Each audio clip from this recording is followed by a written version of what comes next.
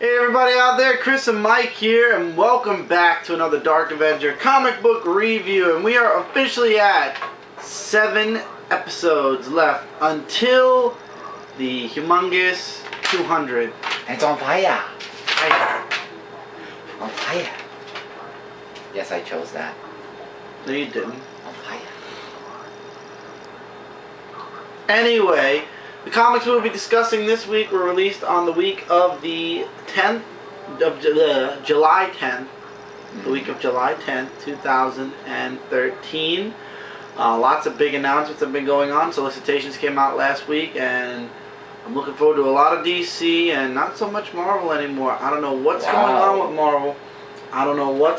Marvel.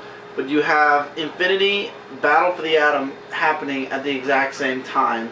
Infinity with a ton of tie-ins, and Battle for the Atom's going through all the X-Men books. All of them. That's going to be a lot. And also the unfortunate announcement that Astonishing X-Men actually is reaching its final issue. Really? Not going so well? No, it's over. Oh, you mean it's over? Over. Wow. I thought they keep going. Well, you never know what wave 2 of the Marvel now. And that too, yeah. That could which I'm not looking forward to either. So let's get into the books this week. We have one indie book, and Mike, you're starting us off this week. Yep. From Archie Comics, Mega Man, issue number 27, part 10 of 12. The Worlds Collide of Mega Man and Sonic the Hedgehog. And it talks about, in last issue, that Dr. Light, Mega Man's father, is falling to his death. And luckily, Shadow the Hedgehog was there. Called it. I didn't think it would be Shadow. I was surprised, actually. He uses Chaos Control to save him, and Proto Man is there as well. So in the meantime, Sonic, Mega Man, Rush, and Tails go aboard the Wily Egg, while Eggman and Dr. Wily are having a little bit of a fight, so it's like a doctor's. It's going to come down. I'm just waiting for that. It's going to happen in the next issue. Yeah. Artwork is still great and amazing, and they're facing against the Mega Man Killers, something like that, and the Chaos Devil does return, and this is where Mega Man Sonic faced the Chaos Devil, and yeah, and Duo makes an appearance to fight the Chaos Devil, and now it is up to, well, Sonic and Mega Man are trying to find Dr. Eggman, Dr. Wily, but I'm not going to spoil it. Let's just say they meet the last line of defense, I would say. If you want to find out who they are, check out me and Kevin's in-depth or dual review. Which I will be uploading tomorrow night. On Dark Avenger. Or tonight. Yeah, all the videos we did this weekend for Dark Avenger, what he did for this weekend, will be uploaded to Dark Avenger Inc. Monday night and Tuesday. My videos usually go up between Wednesday and Thursday, so expect my verses. I got a lot of stuff to talk about. Yeah, but me and Kevin both reviewed this. We're really enjoying this series. Only 2 more to go, and that's it. We conclude the Worlds Collide of Mega Man and Sonic. However, Mega Man, Sonic the Hedgehog, and Sonic Universe will remain on this comic review since I don't buy that many indie books anymore and I read them digitally. I have room for some extra books, so Mega Man, Sonic, and Sonic Universe will remain books that either Mike will be reviewing or both of us will be reviewing. So I've been enjoying the Worlds Collide as well. It's been an amazing series. If anything, it builds on the fact that after this I want to continue reading more on Mega Man and Sonic, especially because one universe is going to be changed forever. So that's going to be interesting to see. And I have a feeling Sonic always gets the bad end of the deal, so it's going to be interesting to see if it happens to Sonic again. Well, we'll see when we get to the last issue, or before it, because sometimes it leads from the one before the last. Well, if you saw the advertisement for Mega Man, it actually shows Mega Man's background right here, so that's why I think Mega Man's going to be fine. Yeah, but Sonic's is 2. No, these are 3 new titles, graphic novels. Oh, so that's different than. Oh, okay. See, Mega Man is back in the next issue, which technically is still part of Worlds Collide because it's after the Worlds Collide crossover event. So right, it's like but don't let the cover fool you. It's called Blackout: The Curse of Ron Moon Prelude. Yeah, but don't let the cover fool you, because sometimes the cover doesn't say it all. Very Only true. The story. So So we're going to move into Marvel next, because Marvel I don't have that many books from. You'll have stuff to say about the last book we're talking about. Yeah. Wolverine issue 6. This is just not the Wolverine I've been reading until the Marvel Now event started. And to be quite honest, this book, especially after this book, has solidified my decision that I'm dropping Wolverine. At least for now, until things completely settle down. And most likely, due to the solicitations from Marvel, I will most likely be dropping Savage Wolverine as well. Either after this story arc or maybe immediately. I don't remember. I think I bought... Yeah, I did actually get Savage Wolverine. That comes out this month. I might drop it next month. It depends how this issue goes. But Wolverine, for sure, I'm done with Wolverine. This is actually going to become... It is or is about to become a twice-a-month book anyway. And it just doesn't hold me. If you want to know how Wolverine lost his healing factor, it's all in this book. And it all comes down to, we figure out who these things are that are controlling people. And it turns out there's these microscopic things that were created by humans. And they're so small, they're on a molecular level. And that's how they're controlling them, through their DNA. And they do something inside Wolverine that basically, yeah, Wolverine's now mortal. It's all for the movie, folks. And you know what? When Wolverine gets his healing factor back, and a different writer on this book, and a few other things, maybe I'll come back to Wolverine. But for now, I'm done with Wolverine. And I saw the artist for the next Savage Wolverine series. No, thank you. Not bad. So I think the solo Wolverine books and me are going our separate ways. I will still be reading the Battle for the Atom, which does not cross over in any of the Wolverine books. It crosses over in Wolverine and the X-Men. I believe it crosses over in X-Men, All New X-Men, and Uncanny X-Men. And then there's two parts, part 1 to Battle for the Atom, and then a part 2 which concludes the whole series. And then the series are going their separate ways. It's 2 months worth of books. I can live with buying X-Men for 2 months and Uncanny X-Men for 2 months, especially because there's only one issue from each book, I believe. I'm not too sure, but beside the point, I can live with it for 1 month. And then we'll see where the X-Men books goes. But lately, I've been talking to Mike Spider-Slayer, and I think everybody could agree. Lately, almost every single Marvel book involves or entails something from the Avengers, save a couple of books, and thank God those couple of books are what I'm reviewing. Not this one though. Avengers Arena issue number 12. Nico comes back. She was apparently eliminated, but she comes back once again. It's never good jumping halfway through a story arc. The next issue is the conclusion. Nighthawk is called Chase Hawk. I have no idea how that happened. I guess Chase took over Nighthawk's armor or whatever. And what I predicted was going to happen, I believe, is actually happening. At the end of the issue, Deathlocket finds something out about Murder World and Arcade's big plan. And I just have a feeling it has to do with the fact that when you're eliminated, you don't really die. But I guess we'll find out soon enough. The next issue is the conclusion to this story arc. And the next story arc is the conclusion completely to Murder World. Then what's going to happen with Avengers Arena, we'll find out then. Maybe it'll be maybe they'll cancel the book. Well, yeah, if it's not going to do well, I mean, no, it's doing fantastic. Maybe they'll change the title. Who knows? But I'm glad I jumped back in on this. However, I think I'm going to last out the next issue, of course. But normally, I always recommend people to either get it at the beginning of the story arc or trade it.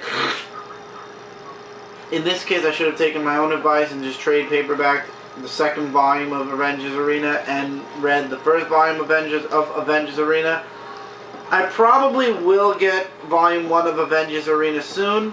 Volume 2, obviously, since we're right in the middle of the story arc, won't be happening, won't be coming out for a while, but when it does, I will definitely be there. Daredevil, issue number 28. New story arc begins here. Mark Waid's writing is still spectacular. A boy that used to pick on Matt Murdock before the accident that blinded him, years later, comes to Matt Murdock asking for help. And Matt hasn't seen him since the days where he was bullied, and as a matter of fact, he was the last person Matt saw before the accident. And it turns out that this guy, because of what happened where Matt tried to save, he saved the blind man, and ended up blind himself, this kid's life went downhill, and he was bullying Daredevil. He's like, the reason I bullied you is because you were always bragging about your dad and how you were going to be this big lawyer, and you never wanted to play with us. So in the end, they have this conversation, and what does he need help with? Apparently, this guy was in cahoots with the Sons of the Serpent before they became the terrorist group. This was before when, you know, it was just a independent kind of empowerment group, which then went completely cuckoo for Cocoa Puffs, but he had quit long before then. But his life has been so shitty, he's been doing petty crimes and everything else, but then he was wrongfully arrested, and he asked Matt Murdock for help. At first, Matt said, I'll get back to you. You get these nice splash pages of artwork in Daredevil. I will say that. The artwork is awesome. And then in the end, he's like, I can't represent you, but I'll help you. Because Matt doesn't represent people anymore because the judges think he's Daredevil. Even though he is, he's trying to pretend he's not. So in the end, he says, I will coach you to defend yourself. And he goes to trial, and I'm not going to spoil the ending, but let's just say somebody in the courtroom might or might not have an affiliation with the Sons of the Serpent. To be continued. So this was an interesting issue. It's now on a different story arc finally. It broke away from the first 27 issues. What do you call it? The first 27 issues were the story. Now though, Foggy is in chemo, and Matt can't stay near him too long because he could smell the chemicals on him, and it's making Matt sick. So I think that's going to be fun seeing where this develops more. Will he, at some point, Matt not be able to be around Foggy at all? Who knows? And maybe if Foggy pulls through this cancer thing, because the chemicals are in his body, will it be a permanent fix on Foggy where Matt won't be able to even be near his best friend anymore? Just ideas, but it's really interesting, and it's going to be interesting to see that develop. Jumping back into Young Avengers, 2 weeks later, issue number 7, the Young Avengers are in space, and they're being chased by Skrulls, who turn out to be these juvenile kids who are shapeshifters, but they're not really Skrulls. Hulkling is starting to question his relationship with Wiccan, because he's wondering if Wiccan actually is making him love him or not. This is all Loki's doing, of course. And Progeny looks for the help from the Young Avengers to find, I think it's Justin's brother. I like the stare-off he has with Loki on this page. He's like, you're guilty of something, and he just stares at Loki. But anyway, Billy, his brother Tommy. Basically, there's bad news. They go back to the scene from the last issue, and Loki tries to conjure up a way to figure out where Billy's brother was sent to, and it turns out I learned at least, more about Miss America. Apparently, she could open up dimensional portals. Somebody help me here. Wow. And they chase after Tommy. There is a scene in here about Mother, who is still tethered to Billy's parents, and yeah, it's going to be interesting to see finally them get rid of that parasite once and for all. I believe Mother is going to be, they're going to deal with her starting next story arc, and they're going to end it by the end of the year, I think, and they'll go into the next phase of ideas. Next up, back into Ultimate Comics. Ultimate Comics presents The Ultimates, issue number 27, Ultimates Disassemble. Tony Stark, in his brain, is one of the Infinity Gems. So that little tumor that talks to Tony, it's an Infinity Gem. And, my God, I've been away from the Ultimate Universe for a long time, but damn, Reed Richards in the Ultimate Universe is a complete nut job. Hulk is still fighting Thor. Captain America and Hawkeye actually confront Kang, and it doesn't go so well, and we learn that they're in the negative zone. We have a new team that's going to go after and help the Ultimates. Basically, they're called the Howling Commandos. This includes Stature, the Falcon, the Ghost, the Alien, yeah, I don't know, the Punisher, really? Wow. Dum Dum Dugan, and the Abomination. Wow, I didn't think the Punisher would be a team player. Wow. Along with Hercules as well. So basically, this is the Justice League of America to the Ultimates Justice League. Things don't go so well for Sue Storm and the Thing either, thanks to at the hands of Quicksilver, and things don't look very bright for Tony Stark either. After this ordeal, it's a very graphic ordeal. I have to be very careful what I show you guys. But basically, Reed Richards is one Infinity Gem away from completing the Gauntlet, and if you want the explanation to why he wants the Infinity Gauntlet, what his plans are, you can check this book out. But it's crazy, and I think we're about to lose one of the Ultimates after this issue. You show artwork? I did. You did? I will show. I showed the team, the Howling Oh, Commandos. yeah. Because the rest I really don't want to. Yeah, because it's graphic. I can understand that. Certain graphic parts, I don't know what YouTube does and doesn't allow. So, really great book. Enjoying Disassembled a lot. Definitely something you guys would like to check out if you are a fan of the Ultimate Universe. If not, then you don't have to, but it's a definite refresher from the stuff that's going on in Avengers, New Avengers, and Secret Avengers, and everything else that's going on in the 616 universe, which can't even be considered the 616 universe anymore, because after Age of Ultron, nothing is in continuity anymore. Wow, that's a twist. 2 more books from Marvel. Hawkeye issue 12. Lots of flashbacks. This is once again another filler issue. We still aren't moving forward in this book. It's Hawkeye when he's a kid. It's all about Hawkeye's brother. So last issue was the dog. The issue before that was the antagonist. I'm waiting. Next issue is probably going to be Hawkeye. Kate Bishop Hawkeye. But I must admit though, this is written amazingly. So, the Bros is still around, and Clint Barton's brother is there. He's calling. He's like, "Hey, you there yet, Clint? You know, did you say 7 o'clock in the morning, or 7 o'clock at night, or tomorrow, or today?" And he's down in his luck. And then you get the flashbacks of Clint and his brother growing up. And then you see he actually beats the crap out of the Bros, and they actually end up crashing. And then in the very end of the book, I will spoil the last page because it's really warm, but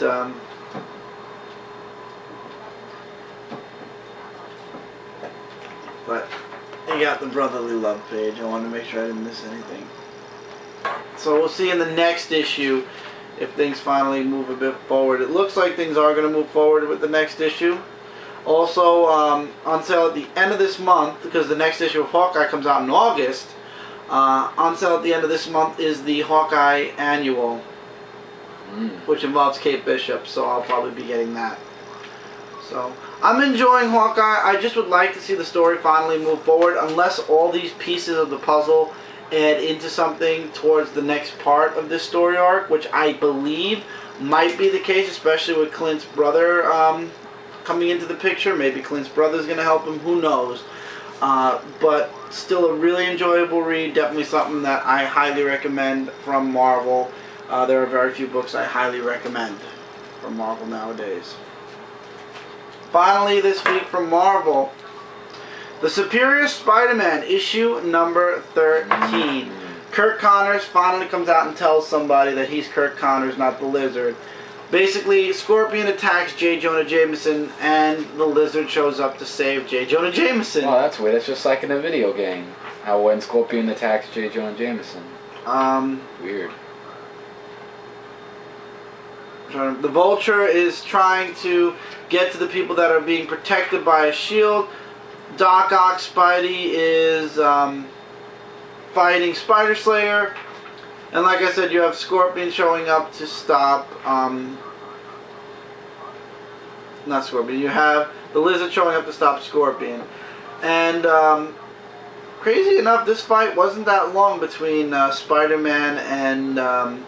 Spider Slayer, but let's just say Spider-Man gets the job done, and with Spider Slayer gone, that basically destroys all the technology that's on Scorpion and Boomerang and Vulture.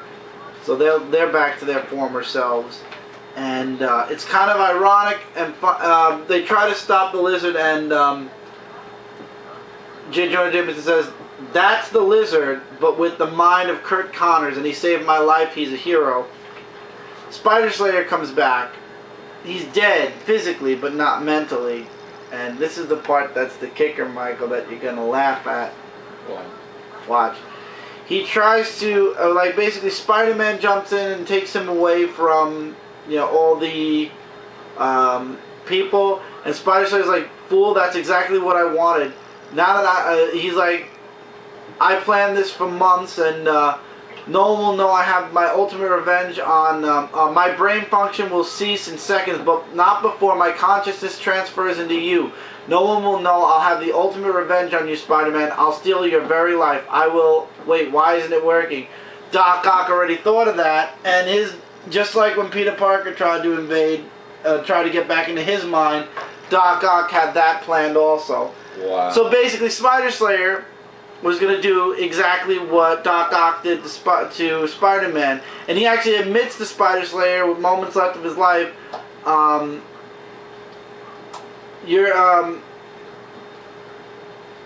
thought of it first and I closed it off to you because I'm Otto Octavius and I've already done it.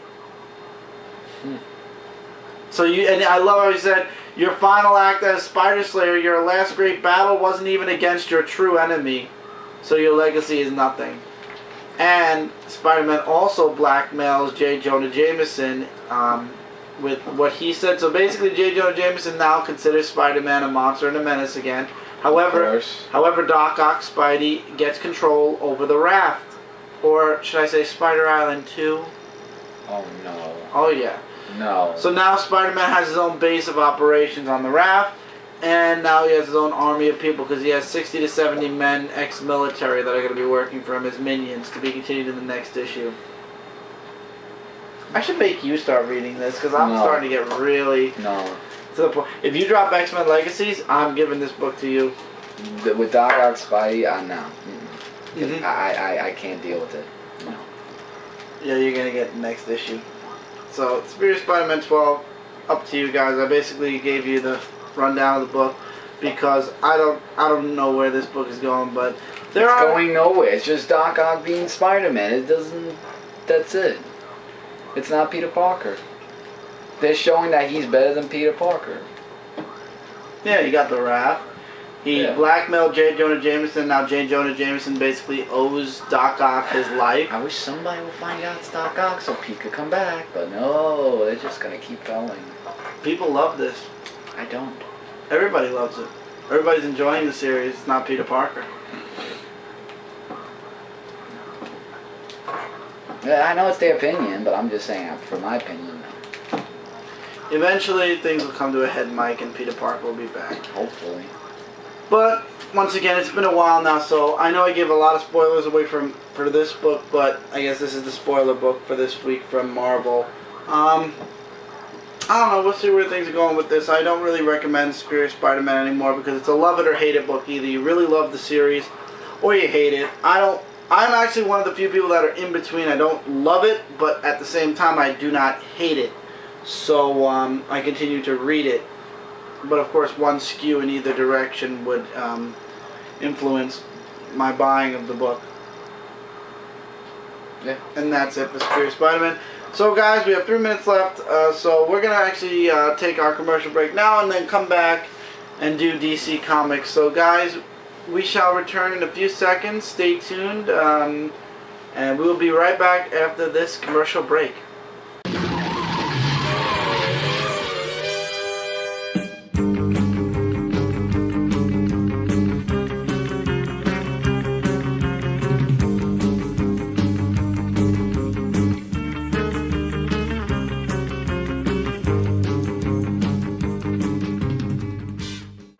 And welcome back to this week's Dark Avenger Comic Book Review. We went through Marvel, so now let's go through DC. First is the digital first book, which is Smallville Season 11, issue number 15, the final part to Argo City.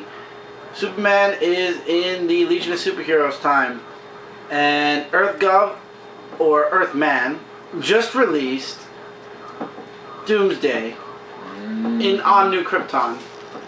And it's up to Clark to stop him. Wow. And he has to unite New Krypton in order to stop Doomsday. That sort of doesn't work, so he comes up with a better solution. And basically in the end it's like the whole Legion together thing. So, also Clark gets to see Bart when he was a little kid.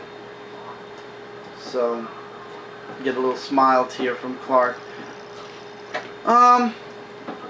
Really that's the gist of it. I want to leave a lot out because this was a really good book, and especially for Smallville fans, you guys really should read this yourself. But also Booster Gold gets his stuff back together. He doesn't show up much though for the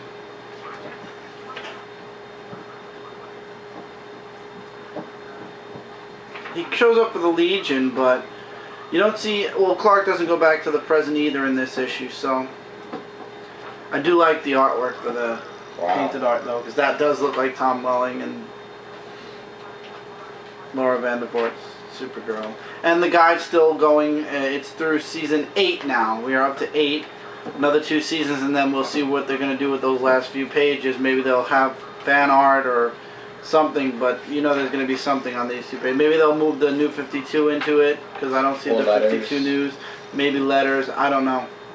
But this was a fun read. I really enjoyed the artwork in this book. You couldn't ask for more from the Smallville books, except that they were on TV. And it's unfortunate, but certain actors didn't want their face on the role of this character because they didn't want to be trademarked to this character. However, how many of the actors from Smallville have you seen? I've seen a few on new shows on cable, like Tess is on that show that it's on the same channel that you watch. Like, actually, I didn't see any on anything really. No, other than that, no. But Michael John Rosenbaum, Schneider, I see from time to time. because John Schneider is literally, he was the Dukes of Hazzard first. Right, but he's been like on country westerns But and stuff. fun fact, Michael Rosenbaum said in the second movie, if they're looking for a Lex Luthor, he wants the fans to put his name down. Oh, that would be good. That would be an interesting twist of fate if Michael Rosenbaum actually ends up the Lex Luthor of the movies. He should. He would work. He would, actually. It would work. So, he has my vote of yes. Same Definitely here. vote of confidence. So, definitely something you guys want to check out if you're a Smallville fan. However, if you haven't been following the show for the past 10 years, you're going to miss out on a lot of references. Every Smallville book thus far has had references. This has had references to when Orlando Bloom was separated from Doomsday. Moving on now to the main DCU. These are basically...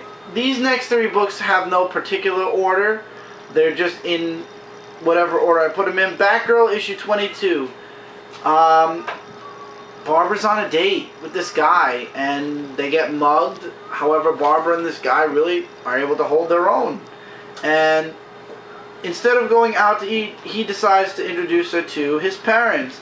And she has a wonderful time, and then they go out to club to dance, and they enjoyed a nice dinner with his family. And it was just a nice...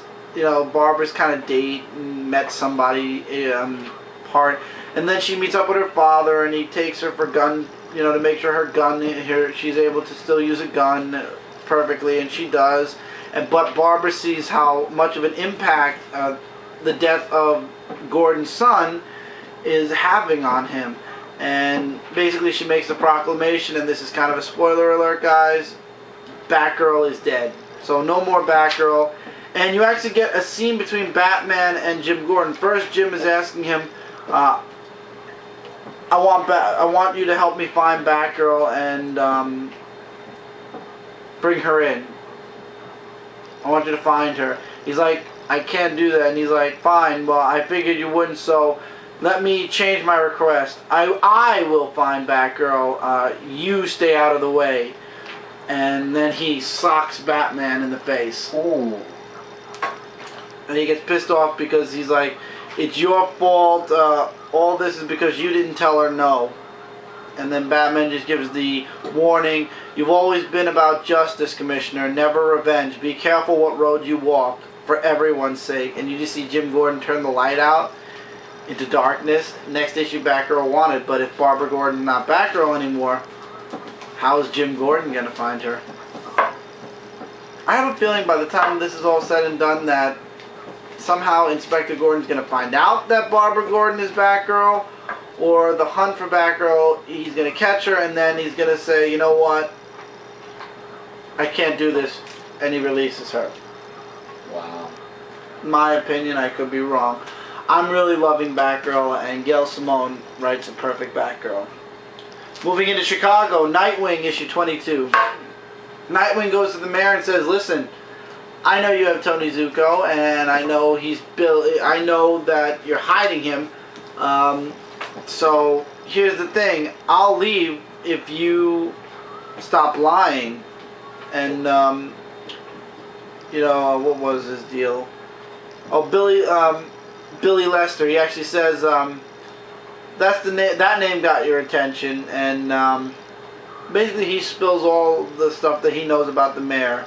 And he says, I promise I'm going to find Tony Zuko and take him into justice. And then the mayor's like, I'm going to make a promise to you. I'm going to have all the masks put in jail. And basically Nightwing leaves because he sees he's not going to get anything. And he's still trying to find Tony Zuko, though. The prankster is building an army of people because basically he wants revenge on Nightwing and the mayor, because he sees that the mayor is the most corrupt person, thanks to Nightwing for asking for prankster's help. And prankster basically lets the cat out of the bag that the mayor is hiding Tony Zuko, is harboring a wanted man named Tony Zuko, and he's stolen about it's kind of ironic, $52,061,258 from the city, and he causes about $52 million worth of damage. Things are not looking good. The artwork in this book definitely improved, though. The artist on the cover is not the internal artist this time, and I'm really enjoying the artwork. The art is by, unless it's a different inker, maybe it's a different inker and that's why it looks different. Why am I not? Maybe it's the last page this time. Nope. Trying to find where the artist's name is. Ah. Will Conrad. Really good artwork. I really like the artwork in Nightwing for this issue. So now Nightwing is not focused on Tony Zuko anymore. He's focused on stopping the prankster. So it's going to be interesting to see where this story arc ends also, especially when Nightwing finds out that Tony Zuko started a new life, has a family, and you know, he's just trying to get away from his past. So we'll see where it goes as this issue or this story arc continues, but I'm really enjoying Nightwing. I know a lot of people drop Nightwing. I guess I have a really strong liking of Nightwing, and that's why I stick around through these story arcs, even though a lot of people like, you should go back to Gotham, this whole Tony Zuko thing is stupid. I'm enjoying Nightwing. I've really been enjoying Nightwing, so I'm going to see this story arc through and further forward. Maybe Nightwing will go back to Gotham after this story arc, probably will, or it'll go on the road, who knows. Green Lantern Corps issue 22 picked up in action and in basically John Stewart is going to be taking the recruits on a mission, and we learn a little bit more about these shape-shifting people that are going to be, I believe, the antagonists of the Green Lantern Corps book.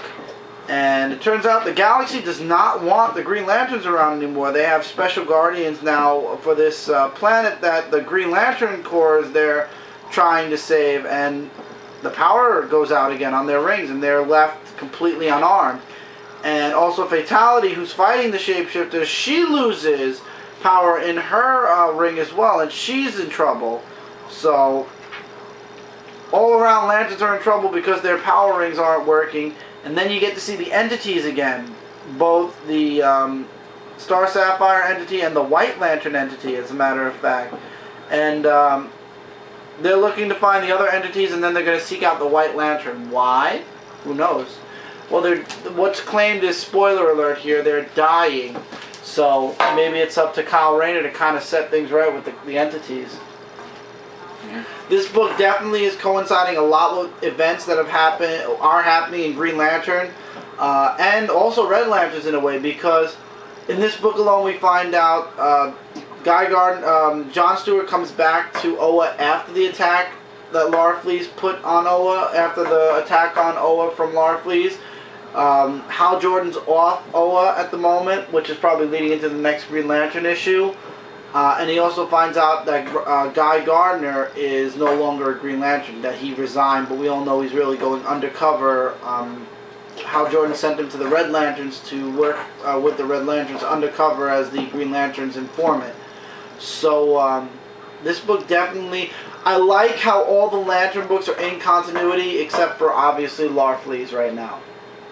Green Lantern, Green Lantern Corps, Green Lantern New Guardians, and Red Lanterns are oral. See, this is what I don't understand. If all the Lantern books are connected, except why isn't Larfleeze is connected also? I don't know. Maybe after the whole first story arc. Maybe after the first story arc. Because even when Lights Out happens, Larfleeze is the only book that is not involved in Lights Out. So, I hope that at some point the Orange Lantern book gets brought together into the universe of the Green Lantern and Red Lantern Corps books, and I know that the Sinestro Corps book is probably going to be in continuity with the Lantern books.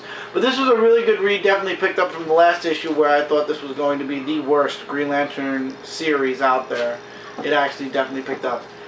Once again, these three books are my top favorite books from this week. Couldn't pick one, and they're in no particular order. This isn't a third, second, and first. These are all really awesome books, starting with Batman, 0 Year, issue 22. Bruce Wayne continues his vigilante work against the Red Hood to try to rid Gotham of the Red Hood gang. His uncle brings him out in the open. Alfred basically slaps, I'm not joking, he actually slaps Bruce and calls him a coward, saying Kevin he's hiding. He's hiding himself away, and if he really wants to take the fight to Gotham, that Bruce Wayne should be alive as well. And he's like, I don't know why I'm here, I'm going back to the manor, that's where I belong. And Bruce actually gets a call from his uncle, he wants to meet him, and his uncle basically does the unthinkable. He invites the media and says, hey look, here's Bruce, he's not really dead. And Bruce kind of runs away or walks away and escapes. You get a reference to the Batman movie from Michael Keaton's time, Vicky Vale. Oh wow. And he walks off, he meets up with Edward Nygma, who isn't the Riddler yet, but you get a nice riddle, or a nice panel of art here. You get two riddles that are thrown to him. I'm not going to spoil what they are, you got to read the book. But now that Bruce Wayne was basically, I guess this was all Nygma's plan, put Bruce Wayne is still, you know, he's home now, back out in the open, and you got the Red Hood gang who show up, and things don't look too good for Bruce at the end of this issue. And then you get a nice backup story from Bruce growing up once again, and it involves a story with the Sphinx, which has a purpose, and a connection to the main story, which you guys have to read. I enjoyed this book. The artwork from Greg Capullo is amazing. Scott Snyder has me hooked on this book all the way through until its conclusion. Not too happy that part 5 is going to be an $8 book.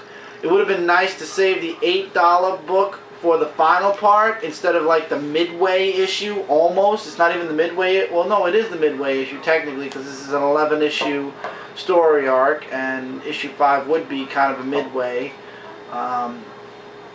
Being there's only 6 issues after that left. But anyway, beside the point, really enjoying Zero Year. Batman is one of the books I know from the Batman line that I will never drop. I'm really loving it. And I think the team of Snyder and Capullo, spectacular. Superman Unchained, issue number 2. This book keeps getting better and better and action-packed and action-packed. It jumps right into Metropolis, where Superman is trying to save a building that's falling down because the... Wow. Did I really forget the name of this, The Watchtower? No, not the Watchtower.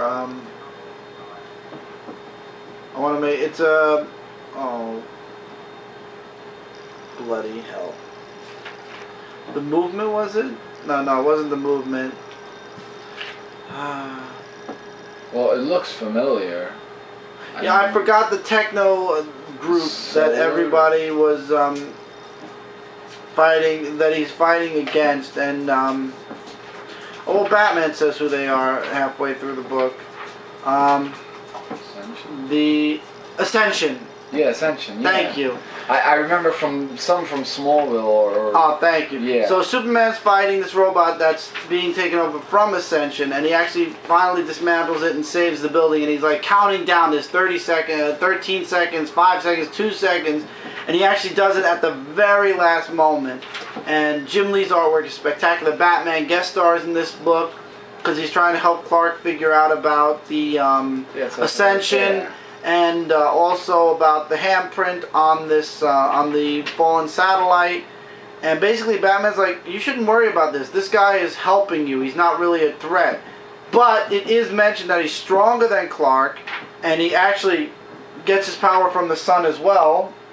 Well, that's how it works. And whereas Clark gets about 140 gigawatts of solar energy brought into his body, this being gets 160 gigawatts of solar energy that he absorbs, he gives out. So this thing is stronger. This guy is going to be stronger than Superman. And my predictions, the Eradicator. I'm probably wrong, but basically Superman knows the government's involved, and he finds out that Sam Lane or something like that was near Utah or something.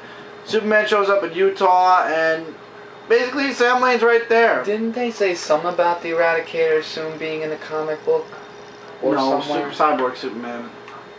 I thought it was the Eradicator. And basically he shows off some of his little projects, and basically they were made just for Superman, basically, in honor of honor of Superman, in case he ever goes crazy or whatever.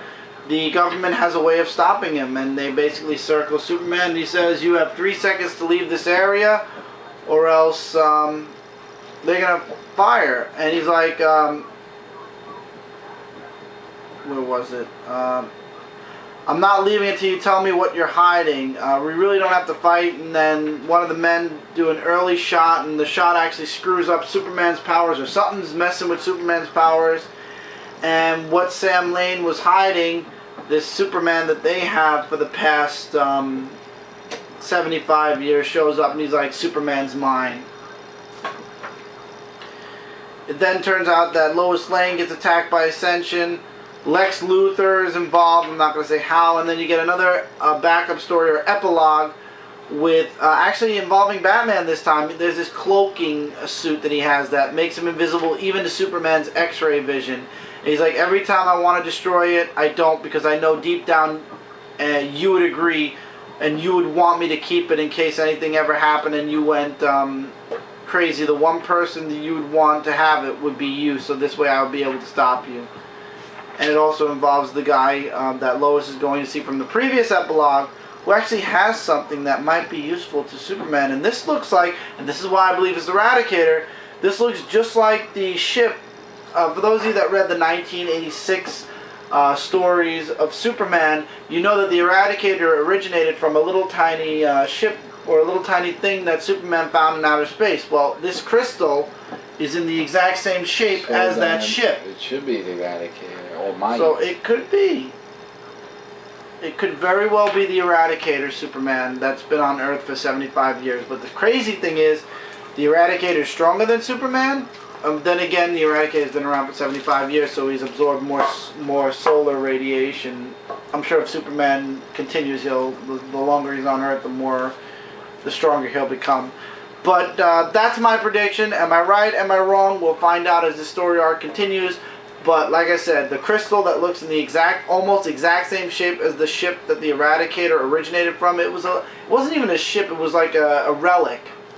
Let's call it a relic. It's in the exact same shape as the relic from the 1980s ship that brought the Eradicator out. Yeah, I'm guessing, or 1991 or 90, whatever. Anyway, yeah, I would think that this is probably the Eradicator. Possibility. We'll find out as the story continues, but this is a spectacular book, glossy cover, really nice stuff. And getting the glossy cover treatment as well, unless did Justice League have glossy covers before this? Probably, and I'm just not remembering. I think so. Justice League 22, the Trinity War is here. Of course, it was already spoiled by DC Comics that the good guys lose in this, and the bad guys win, and the bad guys are influencing everything. Are you sure it's going to spoil it if they didn't see it?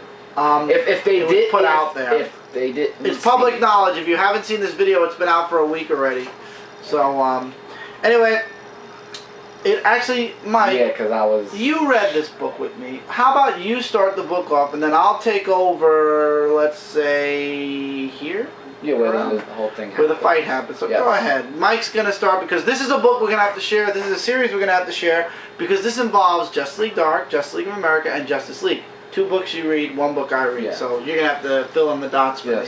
So Justice League issue number 22 has Madame Xanadu from Justice League Dark. And this woman goes to her about some stuff that she's been going through, like terrible things. Ooh, premonition.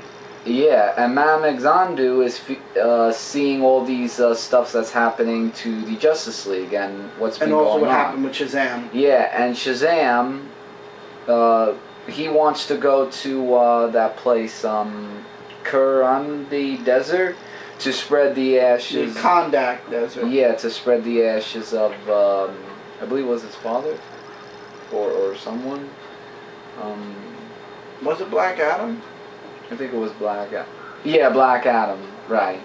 So, it just goes back and forth to Madame Xanadu with the cards, and also Superman and Wonder Woman who meet up with Pandora. Yeah, and they were talking about their date. Yeah, and Pandora has this magic box, and only the purist can open it, or the evilest. Yeah, and then it gets to Director Waller. And the Justice League of America. Basically, they, spoiler alert, the Atom is for the Chemo Girl. They hire, or they bring on Dr. Light as Firestorm's Yeah, because Dr. Light went opposite. through that thingamajig. So when Pandora gives Superman the magic box, thinking that he was the strongest to hold it, well, let's just say... Strongest heart. Yeah, things went a little bit crazy after a while. And he went black and white. And he went black and white, yeah. So after that happened, that was just really weird. And then we get to Justice League of America, where they were in the invisible jet. Well, first, you missed the part where Shazam's in the Kondak Desert, so the Justice League... I was there. No, yeah, but you missed the part over here where Cyborg was telling Batman that they found Shazam over the Kondak Desert. You're right. So Batman wants to send Batman and Superman and Wonder Woman there, and the Justice League of America, Amanda Waller finds out, and she wants to send her team of the Justice League of America to the Kondak Desert to kick the Justice League out. Satana, they send. Yeah. Which is part of them. And then that leads to Justice League of America going there, and we see Shazam, who meets up with the army, and let's just say it did something to Shazam, you know, with the ashes that... Yeah, he got mad. Yeah, and then there's a whole big fight. And Superman shows up to try to stop the matter. I like this page. I want to show the artwork on this page. Oh, I thought it was this page. Well, we're up to the middle of the book. This is where I take over, actually. Oh, okay, so yeah. So the Justice League shows up, and they try to calm Shazam down. And Shazam has a very rude and disgusting attitude. But they don't get too far with Shazam until the Justice League of America shows up. Mm-hmm. And that's where things go a little wonky.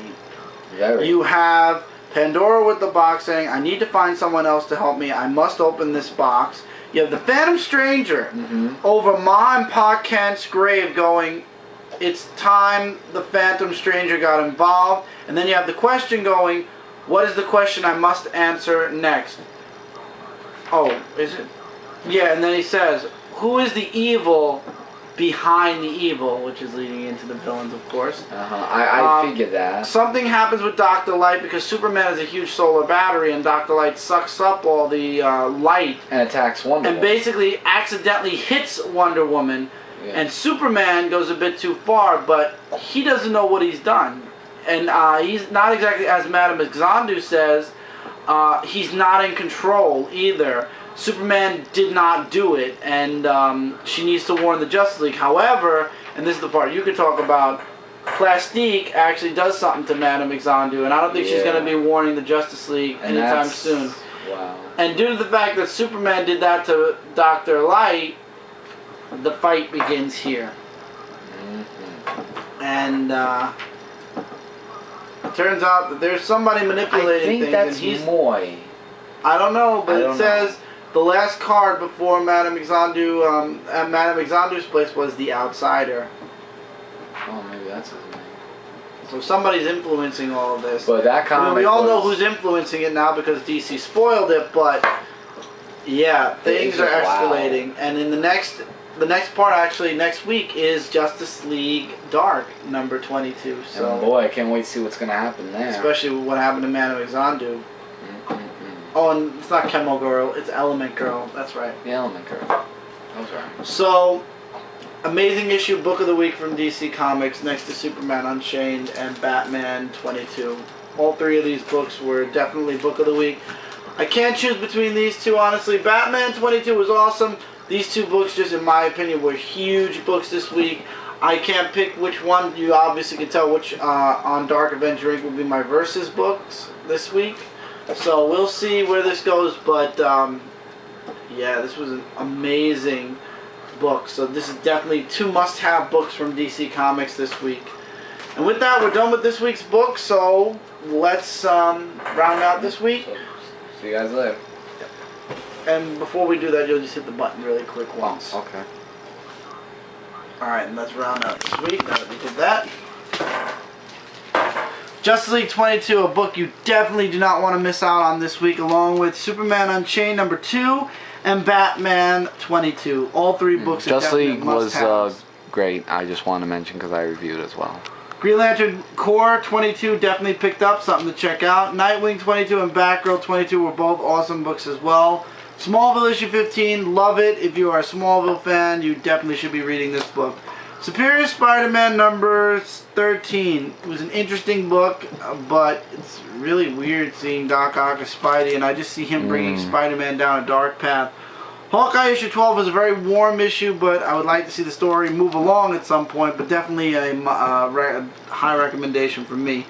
Ultimate Comics, The Ultimates number 27, Ultimates Disassemble, awesome book, definitely something to check out for those of you that like the Ultimate Universe. Young Avengers issue 7, awesome book also, something to look into. Daredevil number 28, a really awesome book. Mark Waid hits it out of the park each and every issue with Daredevil. Fresh story begins here. The past 27 issues are now behind Matt Murdock, and the only thing that followed from there was Foggy in the hospital. Avengers Arena issue 12. I'll be happy when this story arc's over just because I have no idea really what's going on, and I definitely have to catch up and trade. Avengers Arena is a really good book though. Wolverine issue 6, my last Wolverine book for a very long time until things pick up for Wolverine and Savage Wolverine. I'm probably going to be dropping Savage Wolverine as well, because I'm not going to stick on a book that has artists changing every story arc. And Mega Man issue number 27 was awesome. Excellent issue. And there you go. Really nothing bad this week except for Wolverine. So with that, guys, that's it for this week. Don't forget to check out comicrelated.com for all your comic-related news, reviews, and more. Also, don't forget to check out Dark Avenger Inc., where we give you guys as much content, reviews, news, topic videos as we can each and every day of the week as well. If you haven't already, please do click that sub button on that channel. This way we're in your subscription box and you won't miss out on a single video. I have a lot of videos planned. A lot of videos are going up. Kat's back from her vacation. Welcome back, Kat. Yay. We missed you. Mike Spider Slayer's got things down. Brant's back. Things are definitely building up on Dark Avenger Inc. Again, I've got my schedule down. The rundown's back. So many things are back on Dark Avenger Inc. And it only took a month worth of getting used to the summer for things to get back on track. But the website will be ready the beginning of August, so we're all very pumped and excited for that. Other announcements for future dates.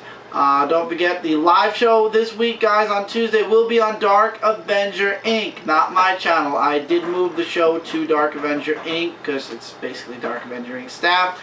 Kat's going to be back for that as well.